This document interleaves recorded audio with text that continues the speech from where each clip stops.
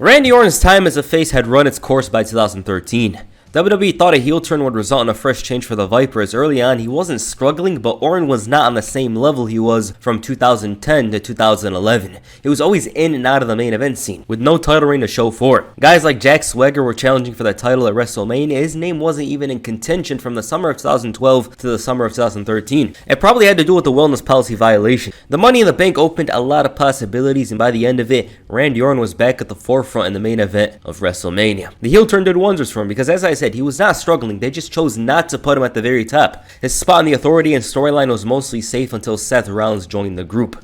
This put things in jeopardy because Triple H and Stephanie were mostly favoring the young guy over the established 12-time champion. The preferential treatment of Rollins was slowly starting to piss off Orton, not to mention Rollins dropped him with a curb stomp on Raw. He was boiling, his demeanor was becoming unpredictable, and Triple H had to calm him down. The fans were loving this though. The COO wanted to deal with this at a later time, but Orton wasn't having it. He basically disobeyed the Authority and in turn made himself a dead man walking. The Viper's actions the following week only added fuel to the fire, and after demanding a match against the Architect, it was granted. The man lost his train of thought, and by the looks of it, wasn't coming back. Rollins ended up winning the match, and it was a tough pill to swallow, but he did come to terms with it for all of 2 seconds.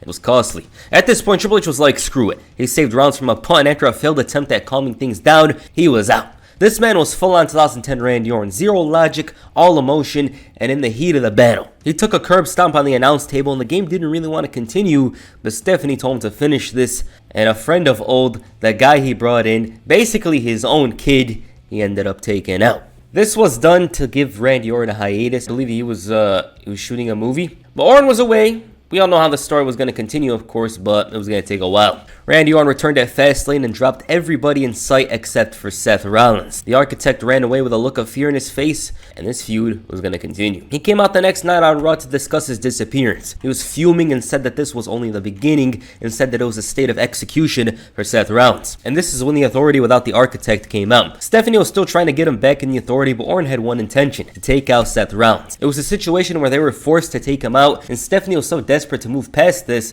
and look forward. To him, he'd rather kick ass than kiss ass. The Big Show tried to convince him to rejoin the group, the Authority, but it was like selling out. Stephanie thought it was ironic Orton was taking the high ground because he was committing even bigger crimes in the past, even to her on multiple occasions. Regardless though, they wanted him to come back home. By the looks of it was a no. As they're walking up the ramp, Orton had a change of thoughts. He called for a meeting in the back, and when it came time for it, Seth Rollins looked terrified but was still able to talk about his worries of Orton rejoining the Authority. Stephanie was insistent on this, but the rest weren't. Her intentions came true though, and the Authority was back on the same page. Rollins and Orton teamed up in the main event, but there were some problems. The Viper was more experienced, and his instinct knew what was about to go down, so he wanted to tag in. But Rollins ended up refusing to do so and cost them the match. Right afterwards, the Architect was laying in the same exact position many have in the past. J&J got involved, paid the price, but Orton wasn't going to do anything. It was clear though that at any time he was going to strike, and Rollins was quite weary of that. He was well aware of the fact that Randy Orton was a snake. He was going to end up RKOing him eventually. In the meantime, he was by Seth Rollins' side. Orton was officially welcomed back into the Authority, and all of these guys were talking good, sucking up to him. Jamie Noble had his reservations about him though. The future of the WWE was very comfortable about things, and he didn't even consider the possibility of Orton turning on him at this moment. He thought about it last week, but things had calmed down since then. His return to the group was met with strong criticism, not from the guys, but the contrary. Orton was trashing all of them. He called Kane a dumbass, Big Show a whiner, Jamie Noble's irrelevant and short. He didn't even talk to Joey Mercury, and Seth Rollins, he planned to make him his bitch. But this was all jokes. Fast forward to the end of the night, Randy Orton finally made his intentions known. He thought it was shameful that Rollins didn't think he would do something about it. He followed with a PG beat down on the Architect, a 5-minute assault with Orton launching him into the announce table, DDTing him on the barricade, and to top it all off, an RKO through the announce table. The Authority expressed deep regret for letting him in, and Orton ended up challenging the Architect Seth Rollins to a match at WrestleMania. This was accepted. However, Rollins wanted a match on Raw. Yes, there was a bad intention there, and Orton was well aware of that. If all 5 of the Authority members come out, he has enough venom in him, and if he gets taken out, then he'll be even more motivated to retaliate at WrestleMania. That thought came out true. The Authority were here. One chair wasn't going to absolve him of this attack, but he was going to go out swinging. Sting, though, was more than gracious to help, and this image is crazy. It's almost surreal, the fact that Randy Orton and Sting stood in the same ring side by side. It's weird. It's very odd. Now it doesn't seem odd, but when you look at it from that time period, you didn't think Sting would come to WWE, let alone stand next to Randy Orton in the same ring. They cleared house and the momentum was still on Orton's side. He was almost unstoppable ahead of WrestleMania, and Seth Rollins refused to come near. He lost a handicap match to the Viper on the final Raw before WrestleMania, and that was the build. That's the build. Randy Orton had an almost uncontrollable rage that couldn't be contained. Rollins' status as the face or the future of WWE was coming to question, and it was very one-sided, which I think is right because they took him out in the beginning. WWE was clearly thinking ahead here, and Rollins had some other plans, so you have to heat up Randy Orton. Now, every time I see this WrestleMania, I'm gushing over it. The vibe, Santa Clara, California, the sun's out, man, it was perfect. As for Orton and Rollins, good. The Viper changed it up wearing red trunks and elbow pads, and he was basically a modern version of his 2004 self, look-wise. One thing to notice is that this man was even more energetic and exciting than previously. He found a great combination on this night of his experienced self and his young self. Seth Rollins, on the other hand, you know 2015 Rollins. But the match clicked because it wasn't trying to be anything special. The only thing that was different was, as I said, Orton was more eccentric. He was more exciting. There was something in the air that day about him. And best of all was the mid-air RKO. I swear, Orton was wilding on this night. He felt so reinvigorated. And I don't know what it was, but it was so fresh. It was just his attitude. So what made this match different compared to others was his energy. It was good. You felt that he was more in tune and eager to put on a show. Seth Rollins, though, had the last laugh as he cashed in Money in the Bank to become champion by the end of the night. He rained on Rollins' parade, saying regardless of being champion, he beat him at WrestleMania. Basically, he wanted to do it again for the title. Kane had enough of this and demanded respect, and in an effort to test Randy Orton, he made a match between himself and the Viper. DQ finish. Orton was hurting, but he was prepared for the #1 contender's main event. This match was chaotic. Everyone was involved, but Orton stood victorious for all of 5 seconds because Rollins hit the curb stomp. Both men had a confrontation the following week over the stipulation, and Rollins had his choice. The RKO was banned. And this man was more comfortable than a baby at night. But now, it was Orton's choice. He wanted to take away Rollins' best weapon, the authority. So he chose a steel cage match. He flipped over Rollins, threw J&J security around, and sent them running. The RKO was going away for Extreme Rules, so Orton decided to pull something straight out of the Attitude Era. A night full of chaos. He gave everyone a preview of Extreme Rules. Rollins came out and said he's the best at this game, and he had praises for Randy Orton, but assured him he won't be the champion. He told him to get it all of his system, and he was like, say no more, I'm gonna RKO everybody I see. Best of all, he promised to RKO Seth Rollins before Raw ended, and that's exactly what happened. He RKO'd the New Day, Heath Slater in the back, The Miz, and Seth Rollins was so distracted by the drama with Kane that he completely forgot about the Viper. He made good on his promise. Triple H was mad, Kane was elated, and Randy Orton was in a nice position ahead of Extreme Rules. Okay. Their match at Extreme Rules didn't really hit that hard. It's unfortunate, but the steel cage kind of hurt these two. It was supposed to prevent the others from entering, but that's exactly what happened. But as I said, Rollins and Orton were just better suited in another situation. It would have been better if they were actually facing off in literally an Extreme Rules match. I think that would have made more sense. Match-wise. Story-wise, Orton, of course, wanted to prevent the Authority from interfering, so that made sense. Rollins RKO'd Orton to steal the victory, and it would have been better if it was another match. Orton wanted a rematch, but the problem was Rollins turned him down. Roman Reigns wanted a title match too. Kane saw things differently and was willing to give them a chance. The fans were going to choose them, and when it came down to it, they chose a triple threat match. The Viper was more than confident about his chances. Roman Reigns, though, was quick to shut him up and made mention of their history in the past. Problem was, Randy had 12 world championships, so he was used to the situation. He actually won matches involving the world title. They had an even bigger problem, though, because Dean Ambrose got himself a title shot as well, so it was a fatal 4-way match. Very exciting match at Payback. Fatal 4-ways always hit, but this one was a hidden gem. It really was. It's pretty damn fun. You should go watch it. I watched it for this video. Of course, it was nice. It was a W match. Rollins retained the title to move on and continue his feud with Dean Ambrose, whereas Orton went elsewhere. Following Payback, Randy Orton slowly developed a feud with Sheamus. These two were having intense brawls. Sheamus tried taking out Orton after his match with Kane, or during his match with Kane, which was a no DQ match, and he disappeared. And upon his return, Orton dropped the Celtic Warrior with an RKO. He wanted to rip the mohawk off his fat head and shove it up his ass. That's exactly what he said in a promo, and this led to a match at Battleground. They had a decent match at Battleground with Orton winning because Sheamus had the Money in the Bank curse. Their feud was mostly consisting of 6-man tag team matches. Orton was usually on top, but Sheamus hit him where it hurts most. Okay, this is how it goes. The Viper had gotten himself a title shot against Seth Rollins for the main event of the August 10th, 2015 episode of Raw. Orton had his hands on the title during the match, but Sheamus cost him the match. He tries cashing in, but the Viper rebonded with an RKO, so they were equal. Their match at SummerSlam was once again decent, but this time around, Sheamus beat Orton clean, which was crazy. Crazy because this man was losing every match, and here he is being Randy Orton. And it's not like Sheamus wasn't an established star or anything like that, it's just Sheamus was very cowardly as Mr. Money in the Bank. This feud wasn't really detailed, both men only interacted in matches. Very rarely would they speak, otherwise I would have mentioned it for this video. Orton won the rubber match on the September 7th, 2015 episode of Raw to move on, but right after the match,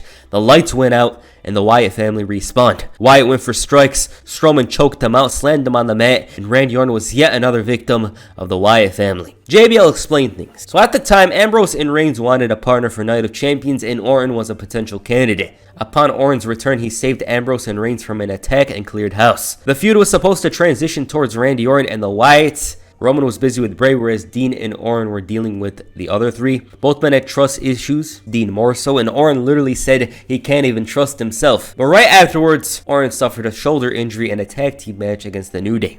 This was a big injury. It wasn't supposed to be as big as it once looked, but it was. On this injury, the Legend Killer said, and I quote, "I had a match October 12th in Chicago. My shoulder got stretched back and I had a repair 12 years ago that was destroyed. I had a little pain, got an MRI, and was told they had to fix my shoulder again," Orton explains. "I had a new guy do it and had a stabilization done that they do to rugby players get, and there's some tough customers. This came at a terrible time because WWE was preparing for WrestleMania 32. John Cena got injured, Seth Rollins, Sting, that's why Shane McMahon returned. It was tough, and I'm sure the Viper would have been in a marquee match. There was a rumor at the time he injured himself taking the trash out. The Wrestling Observer reported this, but I didn't see much in it. Just wanted to mention it. Randy Orton missed Survivor Series, Royal Rumble, and most importantly, WrestleMania 32. A lot had changed since Randy Orton got injured. AJ Styles debuted, Enzo and Cass were on the main roster, Chris Jericho had an entirely new character, and things were already stacked in the summer of 2016, yet you add Randy Orton. Upon his return, WWE had already announced a match between the Beast, Brock Lesnar, and himself for SummerSlam.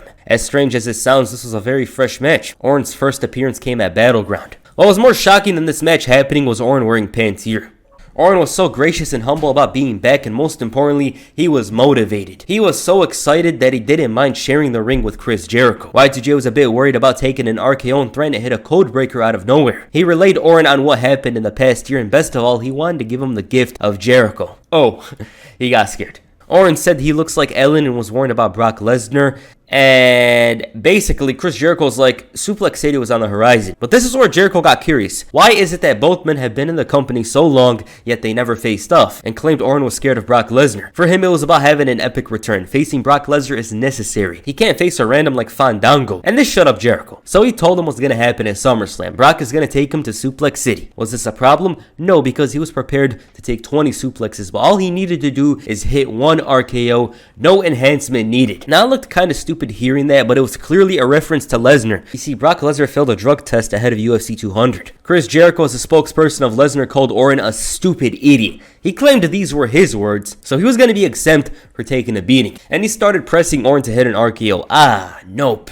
There it is. RKO out of nowhere. Very entertaining segment. Chris Jericho was in amazing form at this point and could do no wrong. Randy was welcomed back with open arms by the fans, and he returned to the squared circle as a member of the SmackDown roster. The draft and brand split were in full swing. He joined a core group of veterans such as Kane, John Cena, and The Miz. Speaking of The Miz, Orton's first match back was against him later that week. Miz was absolutely dominant, but all Orton had to do was hit the RKO like that. I thought he was going to Booker T Miz and was going to wait a minute to pin him, but he ended up hitting another RKO to win the match. By the looks of it, the man was in form. But what did Paul Heyman think? You guys know how he starts the promo, promoting the hell out of Brock Lesnar. He shockingly said that Lesnar is going to entertain the fans, not in the traditional way that WWE does. It's politically incorrect, it's violent. He said that Lesnar doesn't need to step up to the new era, it's the contrary, the opposite. The new era needs to step up to Brock Lesnar. There's no attempts at courting favor from Lesnar, none of that. And talks about Orton shocking the world are ridiculous. He hears voices, well, how many tell you Lesnar's going to take you to Suplex City? If you're not, well, his mind is filled with nonsense. If it's the opposite, then Orton should listen to Heyman and said what's going to happen at SummerSlam. He shouted that Orton will never hit an RKO on Lesnar, and lo and behold, an RKO out of nowhere. I can't overstate how awesome this moment was. It was random, it was sudden, it was something straight from the 2000s. The fact that they actually pulled a surprise, oh man, this is what it's all about. Like, if they do this every once in a while, it's nice, and they were doing it in the beginning of the brand split. It was like, hey, we want to show you guys we actually changed.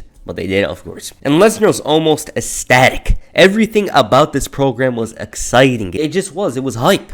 In an effort to prevent a situation like Raw, security were in place for Orton's match with Fandango the next night on SmackDown. He was doing business as usual when Lesnar ran in and dropped him with an F5. Both men shared the accolade of being two of the youngest world champions, and Randy said that he lost respect for Brock when he left. He felt that he wasn't the same guy that he thought he was after leaving. He's like, oh, Lesnar turned out to be the guy that I didn't think he was. Brock, on the other hand, saw the Viper as someone who was beneath him. He's a mega superstar. Orton, he's a star. Their RKO was a sign. He wanted Brock to know that he's the man. Problem was, the Beast didn't see him that way. He's just a man. And Heyman described him as a surfer that meets a shark. Orton was eager to kill the legend of Brock Lesnar, and when asked how he was gonna stay in form ahead of SummerSlam, Orton assured everyone that it takes one RKO to get to Viperville. Alberto Del Rio thought it was a joke like Disneyland. So Orton wanted to give him a VIP ride. Del Rio pushed Orton very far, isolated that arm, and even got himself disqualified. But the RKO got him out of a tough situation. On the final Raw before SummerSlam, Brock Lesnar and Paul Heyman gave their final thoughts on SummerSlam.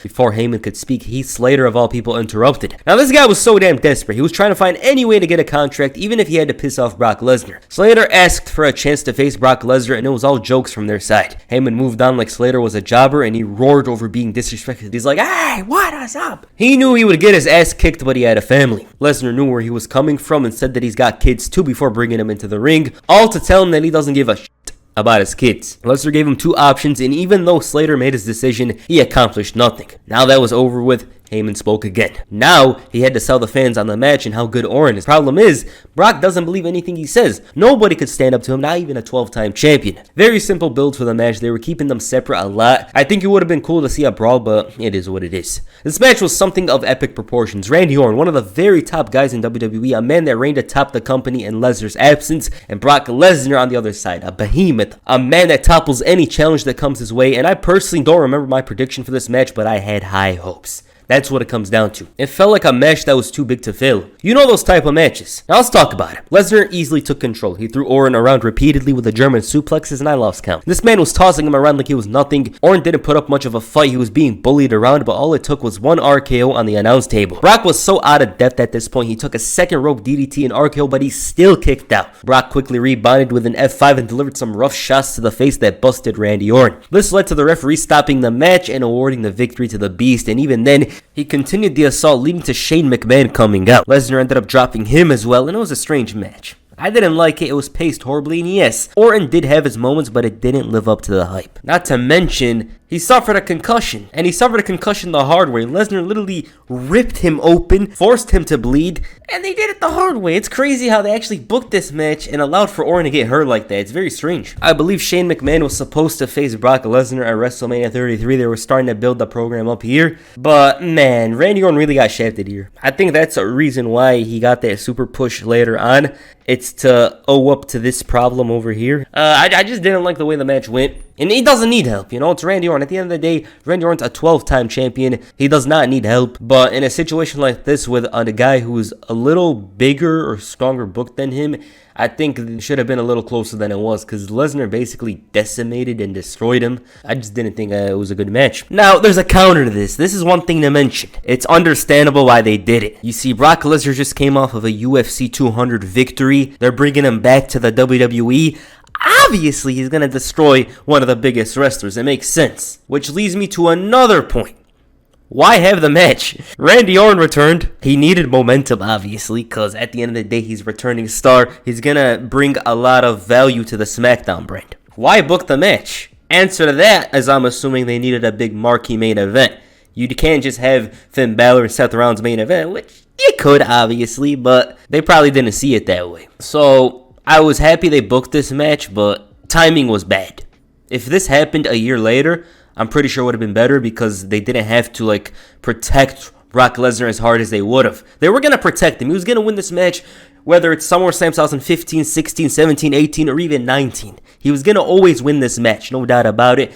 But I'm sure it would have went better in other years, because in 2016, there was a UFC element. So he was always going to win. Orton from here went on to feud with the Wyatt family. I was actually going to include it in this video, but things got too complicated. I'll eventually do it, of course. Orton's return was hindered by an injury. Who knows what he would have done at WrestleMania 32? Who knows if he would have been a face? But I just want to talk about it here. So yeah. Alright, what you guys think of Randy Orton's face turn? Please comment down below. And that's the first video. Make sure you hit the second row DDT on the like button, and perhaps